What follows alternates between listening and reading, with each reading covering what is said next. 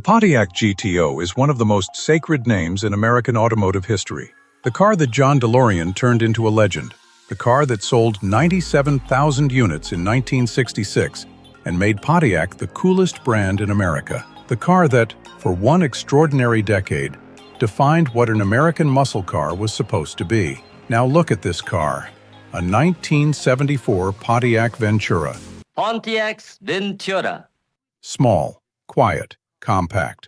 Nowhere near as dramatic as the GTO it replaced. The kind of car that blends into traffic so completely that you drive past one every week and never give it a second glance. Pontiac put a GTO badge on it anyway. And almost everyone in America in 1974 either didn't notice or didn't care. But here's what they missed. This small, overlooked Pontiac understood something about performance that the rest of the industry wouldn't catch up to for another 2 decades. And it did it with a V8, a 4-speed manual, and a shaker hood scoop, at a time when most American performance cars were quietly giving up. This is the story of the Pontiac that wore the wrong name at the wrong time, and why, 50 years later, it might be one of the most interesting collector cars nobody is talking about. The world that killed the GTO, 1971 to 1974. To understand why Pontiac did what it did with the Ventura, you need to understand what was happening to the GTO and to the entire muscle car era in the years leading up to 1974. Because the collapse wasn't slow, it was almost instantaneous. The 1969 GTO Judge had been the high watermark. $3,200 bought you Ram Air V8 power, outrageous graphics, and a nameplate that had become synonymous with American horsepower. The car was loud in every possible sense of the word, visually, mechanically, culturally. It owned the conversation. Then, beginning in 1970, virtually everything that had made the muscle car formula work started to fall apart simultaneously. Insurance companies had been quietly building a case against high-displacement V8s for years. The accident data on young male drivers in high-performance cars was alarming from an actuarial standpoint, and by 1970, the industry had concluded that charging appropriately for that risk made sense. The premium on a car like the GTO Judge, already a significant purchase for a 22-year-old buyer, became, for many of that audience, functionally unaffordable. The muscle car's core demographic was being priced out of ownership, not by the car payment, but by the insurance bill. Simultaneously, federal emissions regulations were tightening in ways that directly threatened the mechanical foundations of the big block V8. The Clean Air Act of 1970 mandated dramatic reductions in exhaust emissions by 1975, a target that required lowering compression ratios, retuning carburetors, and fundamentally detuning the kind of engines that had defined the muscle car era. By 1972, the industry had switched from gross to net horsepower ratings, and the numbers on paper made engines that had once produced 370 gross horsepower look suddenly modest. And then, in October 1973, came the Arab oil embargo. Overnight, the conversation about automobiles in America shifted entirely. Fuel economy wasn't just a regulatory consideration anymore. It was a daily reality for every driver at every gas station in the country. A car that got 12 miles per gallon wasn't just economically inconvenient in 1974. It was a symbol of everything that felt wrong about American automotive excess at exactly the moment that excess seemed most irresponsible. The GTO, which had grown heavier, and less powerful with every passing model year since 1970, didn't survive this environment. By 1973, it was a shadow of what it had been. By 1974, Pontiac had made a decision. They were going to do something nobody expected. Instead of killing the GTO name entirely, they were going to put it on a completely different car. And that decision would create one of the most interesting and controversial cars Pontiac ever built. Meet the Ventura, the unlikely platform. The Pontiac Ventura had been part of GM's lineup since 1971, and everything about it, the proportions, the styling, the basic marketing placed it firmly in the sensible compact category. This was not a car that made people's hearts race walking through the dealership. It was a car that made sense, affordable, reliable, practical. Structurally, the Ventura shared GM's X-body platform with the Chevrolet Nova, and that platform relationship is the key to understanding everything that happened next, both the car's appeal and its commercial failure. The GM X-body was, and remains, one of the most extensively developed and thoroughly supported compact platforms American automotive history ever produced. Because the Chevy Nova was built on it for years and sold in enormous numbers, the aftermarket ecosystem that grew up around the platform was massive. Parts availability was excellent. Mechanical knowledge was widespread. Every independent shop in America had worked on some version of the X-body. What this meant for the Ventura specifically was that it arrived as a platform with inherent flexibility. It was engineered from the ground up to accept a range of powertrains, including multiple V8 configurations, in a package that was noticeably lighter than the cars it was being compared to. The Ventura's typical curb weight sat in the 3,350 to 3,500 pound range. For comparison, a contemporary GTO by the early 1970s was pushing well past that, loaded down with safety equipment and the inevitable weight creep that comes from years of feature additions. The V8-equipped Ventura, in its most interesting configurations, could pair that lighter chassis with Pontiac's own 350 cubic-inch V8, an engine that, despite producing modest net horsepower figures in 1970s emissions tune, still delivered strong torque numbers. In the 175 to 200 horsepower range in standard specification, the 350 wasn't a fire breather by Golden Age standards, but torque, the characteristic that makes V8 ownership feel viscerally different from anything a 4- or 6-cylinder can provide, was still there. And in a lighter, more compact package, that torque worked differently than it did in the heavy, full-size muscle cars of the late 1960s. The Ventura didn't overwhelm its chassis. It actually had something rare for an American performance car of the early 1970s: balance. For Pontiac's engineers, who were watching the traditional GTO become increasingly irrelevant in a changed regulatory and market environment, the Ventura began to look less like a compromise and more like an opportunity. Because what Pontiac did next with that platform, and the specific badge they chose to put on it, is the move that made muscle car enthusiasts argue about this car for the next 50 years. The GTO badge goes on a compact. In 1974, Pontiac did it.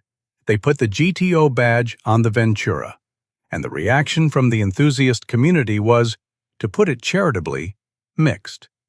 For buyers and collectors who had grown up with the first-generation GTO, the car that had started the muscle car era, the car with the flying buttress roofline and the 389 cubic-inch V8, and the cultural weight that came from being the car that made Detroit performance famous, seeing that 3-letter badge on a compact Ventura felt wrong.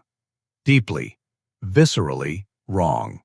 Like watching someone wear a championship ring they didn't earn. But Pontiac's engineers weren't being casual about the GTO name. They were being deliberate. The Ventura GTO package wasn't just a sticker job. Under the hood, the 350 cubic-inch V8 received GTO-specific calibration, producing 200 horsepower and 295 pound-feet of torque in the lighter, compact package. That combination produced a 0 to 60 time of 7.9 seconds and a quarter-mile run in the 16 to 17-second range. Not spectacular by the GTO judges' standards, but genuinely quick for a 1974 American performance car, when most of the competition was running slower due to the detuning that emissions regulations had forced across the entire industry. The suspension received specific upgrades for the GTO package, revised tuning for better body control, upgraded tires for improved grip. Rally 2 wheels went on as standard equipment. And then there was the detail that made absolutely clear Pontiac was still trying to communicate performance identity with this thing. a functional shaker hood scoop sitting on the hood of a compact car that most people associated with practical economy transportation. If you saw that shaker scoop on the hood in 1974, you knew something was different about this Ventura. The car could also be ordered with a 4-speed manual transmission. This detail deserves more attention than it usually gets. By 1974, manual transmissions were disappearing from American performance cars with remarkable speed.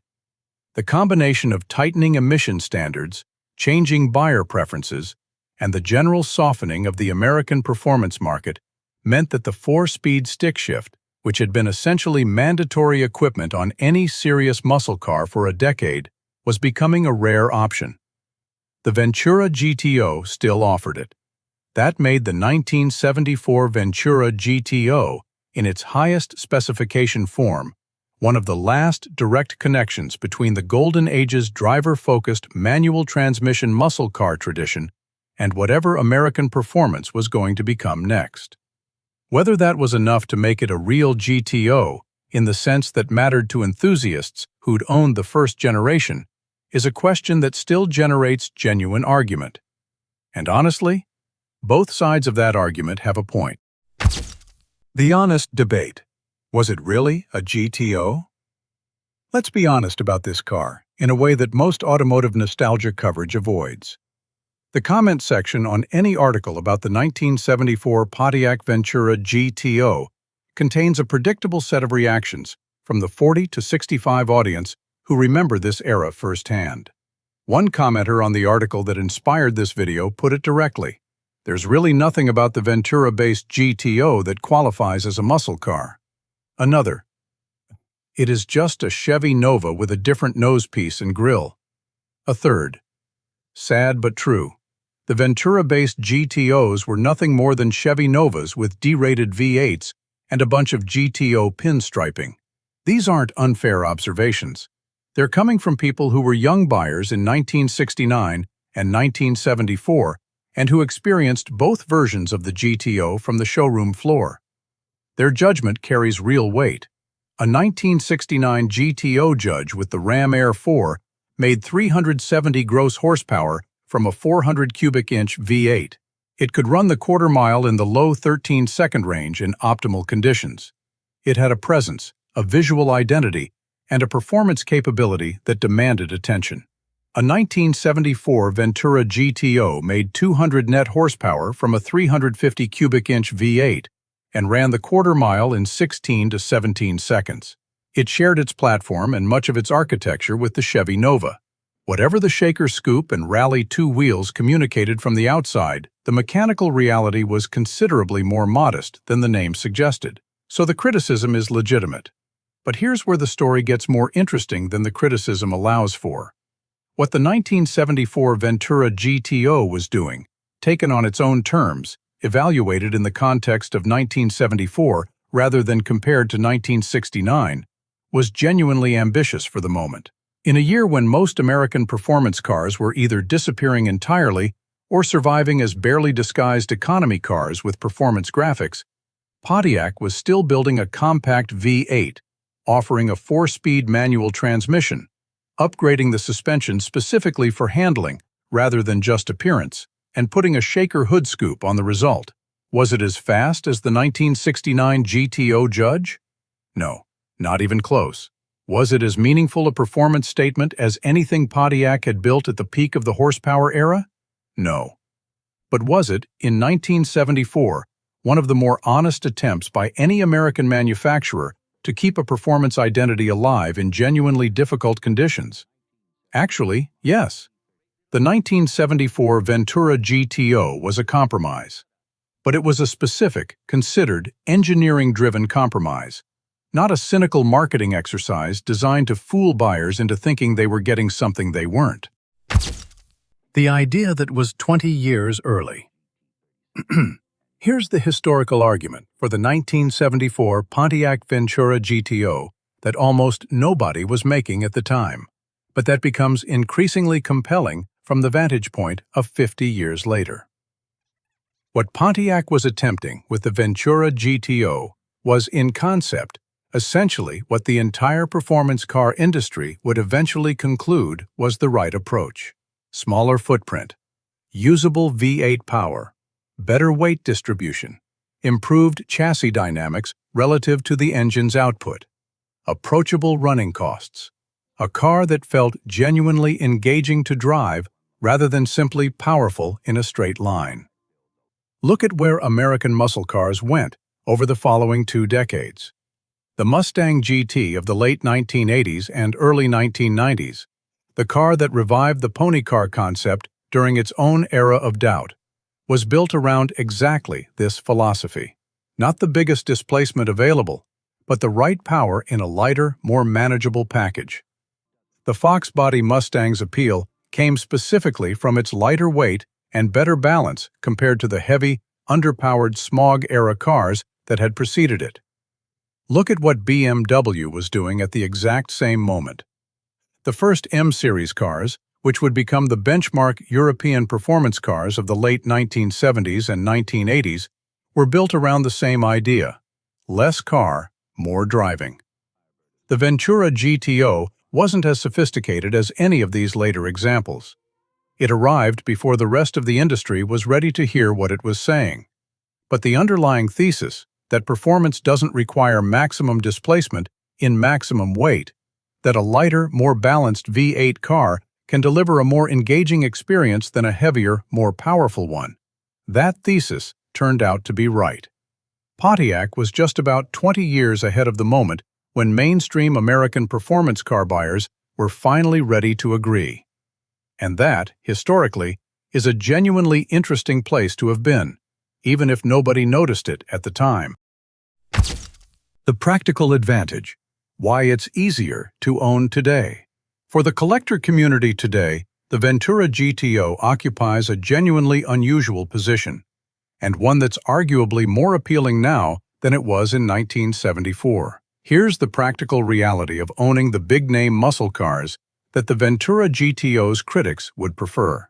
A numbers-matching 1969 GTO Judge in excellent condition is a 6-figure car. In concours condition, it's pushing further. At that price, most owners are reluctant to actually drive it. The car becomes a display piece, handled with white gloves, transported to shows on a trailer, and appreciated from a respectful distance rather than experienced on the road. The Ventura GTO offers a different relationship with ownership. Because it shares its platform with the Chevy Nova, one of the most extensively supported compact car platforms in American automotive history, parts availability is genuinely excellent. Suspension components, brake hardware, driveline pieces, electrical components, interior trim items, almost everything that wears out or fails on a Ventura GTO has a direct cross-reference to Nova parts, which are widely available and relatively affordable. The aftermarket support for this platform is deep, well-documented, and not going anywhere. That dramatically changes what classic car ownership feels like. You can actually use this car. You can build it, modify it, drive it on weekends, take it to informal shows, run it in pro touring events, and not feel like you're depreciating a museum piece every time you turn the key. The market data reflects this reality.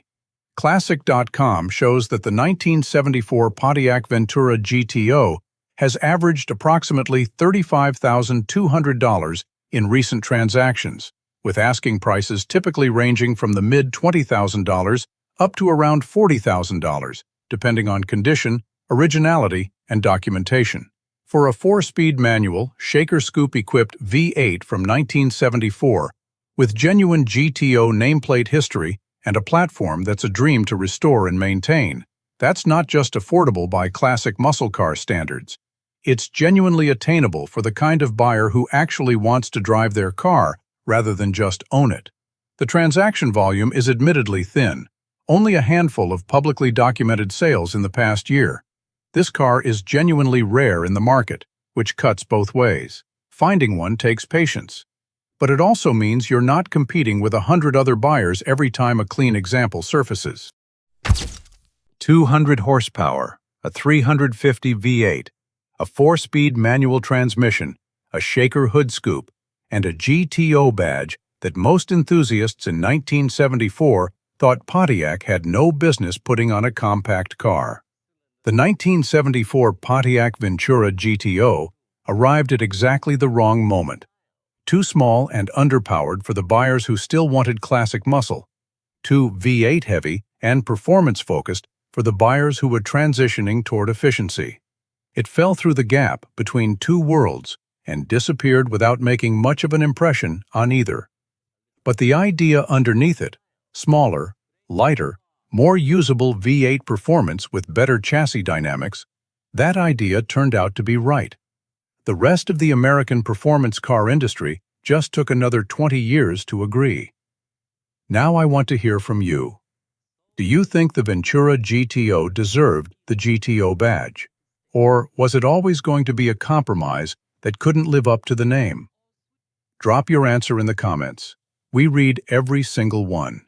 If you learned something new today, hit the like button and subscribe for American automotive history that most channels never bother to tell.